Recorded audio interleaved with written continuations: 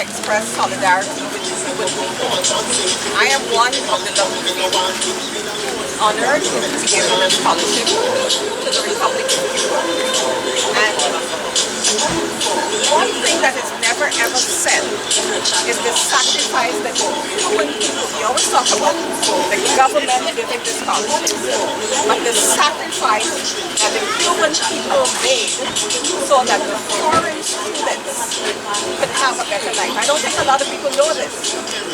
We got better allowances, we got better norms, we got better conditions, and for us to have gotten that, it means the Cuban people of themselves have to make inherent sacrifices. So today I stand in solidarity with people, with all that is happening and not happening in them there, the blackouts, the lack of gas, the lack of water, because I was speaking to a Cuban friend only yesterday and she was telling me how dire the circumstances are.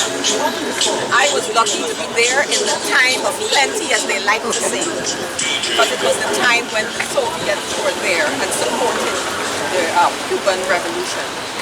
And then a special time came, they called it the special time, when there was no more support and people were dying. And now we're seeing it again, that everything has collapsed inwards. And why? The Cuban people weren't lazy, they weren't unwilling to work hard, they were. But there was a blockade that they had no control over. And because of the blockade, there were lots of supplies that they could not import. There were lots of food stuff and equipment that they didn't have access to.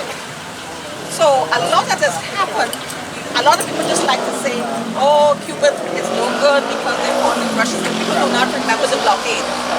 They do not remember the blockade. And so today, I have an opportunity to say thanks to the Cuban people, thanks to the government of Cuba, because I benefited from that. It was many, many moons ago, I must confess. It was what, since 19, I don't want to give my age, but in excess of almost 40 years that I was able to benefit, and a lot of people from all over the world.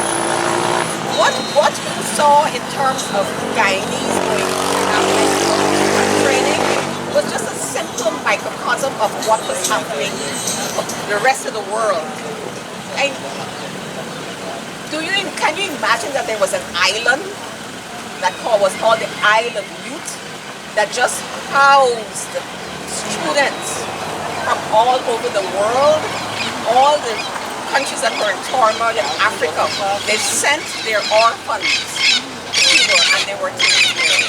And so I salute the Cuban people, I stand in solidarity with them, and I just pray that all of this can be resolved some way, and the Cuban people can at last have a better life. I thank you.